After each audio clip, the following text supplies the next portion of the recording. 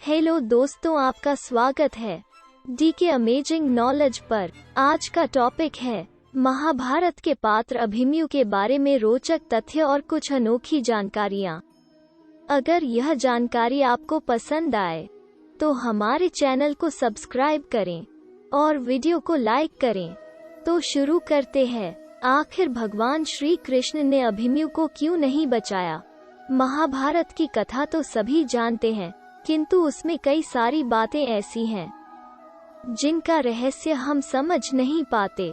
समझेंगे भी कैसे? हम तो साधारण मनुष्य हैं और ईश्वर की लीलाएं तो स्वयं देवता भी नहीं समझ पाते। ऐसे ही एक रहस्य की बात हम करने जा रहे हैं। अर्जुन के वीर पुत्र अभिमन्यु की मृत्यु की। अभिमन्यु ने बहुत बहादुरी से युद्ध किया था, परंतु अंत में चक्रव्यूह में फंसाकर कौरवों ने निर्ममता से उसकी हत्या कर दी। प्रश्न ये है कि श्री कृष्ण तो पहले से ही सब कुछ जानते थे, तो उन्होंने अभिमन्यु को क्यों नहीं बचाया, जबकि अर्जुन को उन्होंने युद्ध में बार बार संरक्षण दिया था।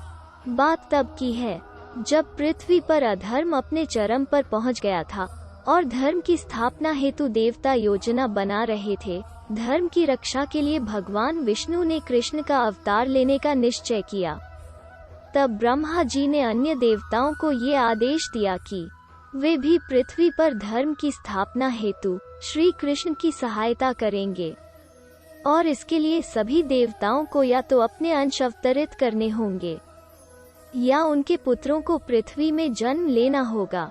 सभी देवतागण अपना अंश या अपने पुत्रों को पृथ्वी पर अवतरित करने के लिए सहमत होते हैं, परंतु जब चंद्रदेव को पता चलता है कि उनके पुत्र वर्चा को भी पृथ्वी पर जन्म लेने का आदेश मिला है, तो वे व्याकुल हो गए और इस आदेश का विरोध करने लगे। वे अपने पुत्र से दूर नहीं रह सकते थे, परंतु सभी देवताओं ने उन्हें समझाया कि ये परम पिता ब्रह्मा का आदेश है, जिसे उन्हें मान्य करना ही होगा, और धर्म की स्थापना के लिए कार्य करना सभी देवताओं का कर्तव्य है।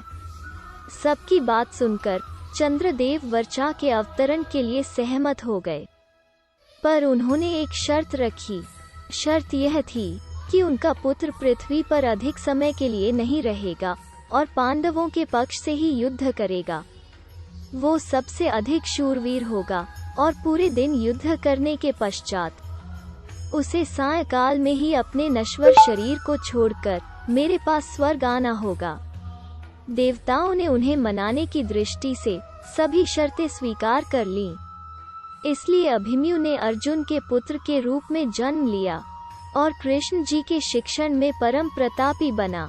अभिमन्यु ने माता के गर्भ से ही चक्रव्यूह की तोड़ना सीख लिया था, किंतु चक्रव्यूह से बाहर आने का तरीका वह नहीं जान पाया, क्योंकि जब अर्जुन सुभद्रा को चक्रव्यूह तोड़ना सिखा रहे थे तो आधे में ही सुभद्रा को नींद आ गई।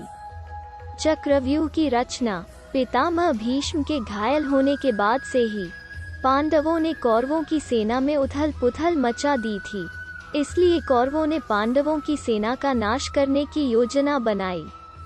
योजना के अनुसार उन्होंने अर्जुन और उनके सारथी बने श्री कृष्ण को युद्ध भूमि से दूर कर दिया था और चक्रव्यूह की रचना की, जो केवल अर्जुन ही तोड़ना जानता था। किंतु ऐसे समय में अभिमन्यु ने आगे आकर उनकी सेना का सर्वनाश होने से बचा लिया। वो चक्रव्यूह के भीतर प्रवेश कर गया, किंतु उसके साथ कोई और योद्धा उसमें प्रवेश नहीं कर पाया। उन्हें चक्रव्यूह के द्वार पर ही जयद्रथ ने भगवान शिव जी के वरदान की शक्ति से रोक लिया। अभिमन्यु अकेला ही 6 महारथियों से लड़ा। वो घायल होकर भी लड़ता रहा, उसने हार नहीं मानी, और जब अभिमन्यु के हाथ से शस्त्र भी टूटकर गिर गए, तब भी वो रथ के पहिए से लड़ता रहा।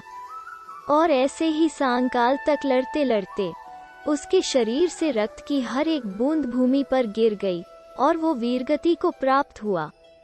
और इस प्रकार अपनी बहादुरी के कारण वो युद्ध भूमि का सबसे शूरवीर योद्धा कहलाया और शर्तानुसार जल्द ही स्वर्ग को प्रस्थान कर गया।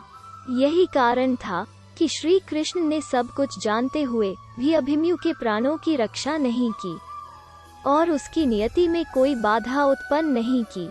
ऐसी और जानकारी के लिए हमारे चैनल पर बने रहे और वीडियो को पूरा देखने के लिए धन्यवाद।